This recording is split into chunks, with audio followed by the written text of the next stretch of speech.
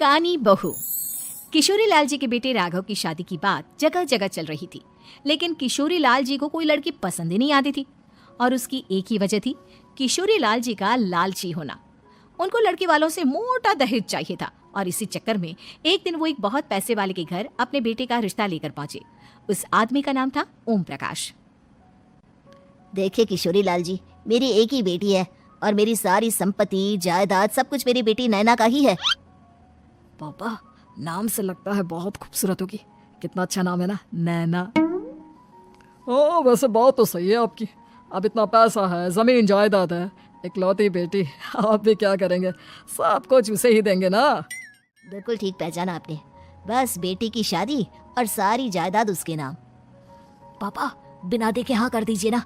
इतना अच्छा रिश्ता फिर कहाँ मिलेगा? माला माल हो जाएंगे हम। मैं अपनी बेटी को बुलाता हूँ। अरे नहीं नहीं नहीं नहीं, आपकी बेटी का नाम नैना है, सुनकर ही लगता है बहुत सुंदर होगी।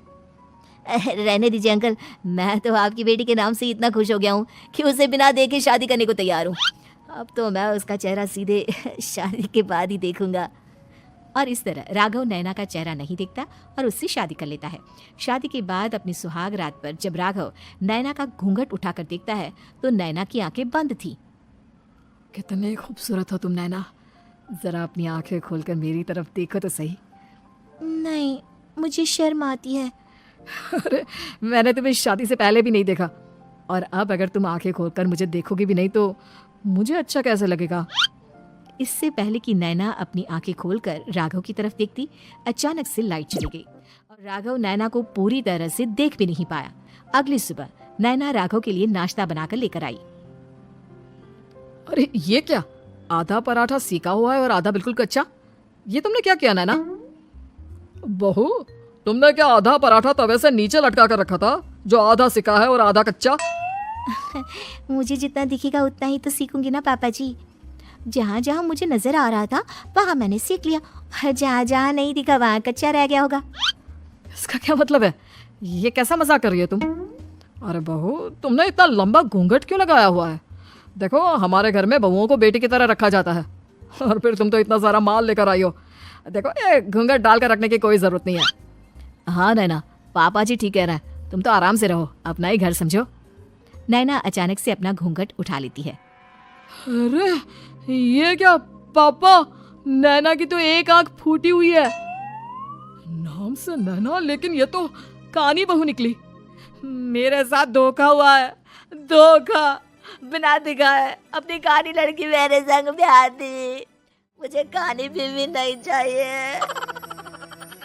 मुझे अभी ओम प्रकाश जी से बात करनी पड़ेगी। आखिर उन्होंने मेरे साथ ऐसा किया क्यों? अरे आप लोगों ने ही तो पापा से कहा था कि आप लोग शादी से पहले मुझे देखना नहीं चाहते। अब मेरे पापा पर क्यों इल्जाम लगा रहे हैं? अरे लेकिन उन्हें बताना तो चाहिए था ना कि तुम कानी हो, एक आंख से तुम्हें दिखाई नहीं देता। किशोरी लाल और राघव नाराज होकर ओम प्रकाश को अपने घर बुलाते हैं। पापा जी, ये आपने क्या किया? शादी से पहले बताया क्यों नहीं कि नैना की आंखों में परेशानी है? अरे आप ही ने तो लड़की देखने से मना कर दिया था। अरे लेकिन आप बता तो सकते थे। आपको तो हमारी बेटी की प्रॉपर्टी चाहिए थी, वो भी पूरी की पूरी। अब क्या हुआ अगर उसे आधा दिखाई देता है? प्रॉपर्टी तो आपको पूरी मिल गई ना। अरे ये क्या बात हुई? मेरी शादी प्रॉपर्टी से नहीं, आपकी बेटी से हुई है। अब ये तो पहले सोचना चाहिए था, तब तो मेरी प्रॉपर्टी देखकर तुम्हारी जुबान लप लपा रही थी। लेकिन मैं कानी लड़की को अपनी बीवी बनाकर नहीं रख सकता। पापा कुछ करिए ना आप। हाँ करता हूँ। देखिए ओम प्रकाश जी, आप हमारे साथ ऐसा नहीं कर सकते।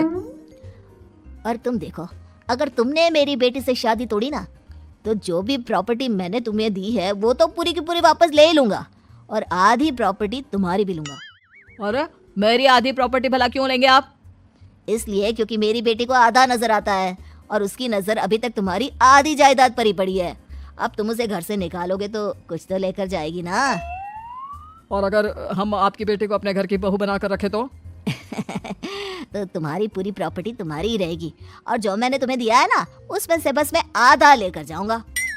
अरे लेकिन अब आप अपनी दी हुई प्रॉपर्टी में से आधी वापस क्यों लेकर जाएंगे, अगर मैं आपकी बेटी को अपनी पत्नी बनाकर रखने को तैयार हूं तो? इसलिए ताकि भविष्य में अगर तुम मेरी बेटी को धोखा दो तो उसके पास कुछ तो रहे जो पति का हो। वैसे मेरे पास तो बहुत कुछ है, लेकिन अपने पति की कोई निशानी तो उसके पास होनी चाहिए ना। अब अगर तुमने मेरी बेटी को कानी कहा तो तुम्हें प्रॉपर्टी भी कानी ही मिलेगी, पूरी नहीं। जमाए राजा। किशोरी लाल और राघव समझ चुके थे कि वो बुरी तरह फंस चुके हैं और अब उनके पास वहां से निकलने का कोई चारा नहीं है। अब समझ में आया ना, लालच बुरी बला होती है। एक तो तुम्हें प्रॉपर्टी मिली, ऊपर से बीवी मिली, उसमें तुम्हें नखरे भी दिखाने हैं। आए बड़ी, चुपचाप बैठो तुम। कुछ दिनों के बाद नैना राघव की कार लेकर बाजार घूमने निकलती है और जब कार लेकर वापस आती है, ये क्या, एक तरफ से मेरी गाड़ी पूरी खराब हो चुकी है। लगता है तुमने मेरी गाड़ी को किसी दूसरी गाड़ी के साथ एक्सीडेंट किया है। अरे कितना बड़ा नुकसान कर दिया तुमने बहू। वो क्या है ना पापा जी, मुझे एक आंख से दिखाई नहीं दे रहा था, सामने से गाड़ी आ रही थी। मुझे तो सिर्फ आधा ही दिखाई दिया और वो गाड़ी मेरी कार से रगड़ते हुए निकल गई। अब मैं क्या करूं बताओ? अब इसे ठीक कराने के पैसे कौन देगा, तुम्हारे पापा? तुमने मुझसे इस तरह से बात की? अभी रुको। नैना राघव की शिकायत ओम प्रकाश को कर देती है। देखो राघव, अब जो मेरी आधी प्रॉपर्टी तुम्हारे पास थी ना, उसमें से आधी और मैं लेकर जाऊंगा, क्योंकि तुमने मेरी बेटी को डांटा। अरे नहीं पापा जी, गलती हो गई, माफ कर दो। गलती की तो कोई गुंजाइश ही नहीं। अगली बार मेरी बेटी को डांटा तो बची हुई आधी में से आधी और ले जाऊंगा। लालच के चक्कर में हम दोनों ने बहुत बड़ी गलती कर दी बेटा। एक तो तुम्हें कानी बहू मिली और ऊपर से जो माल मिला वो भी काना। इस तरह राघव की हर एक गलती पर ओम प्रकाश उसकी प्रॉपर्टी का आधा आधा हिस्सा लेकर अपना सारा माल वापस ले गया और राघव को कानी बीवी से काम चलाना पड़ा। भाई लालच वाकई में बुरी बला है।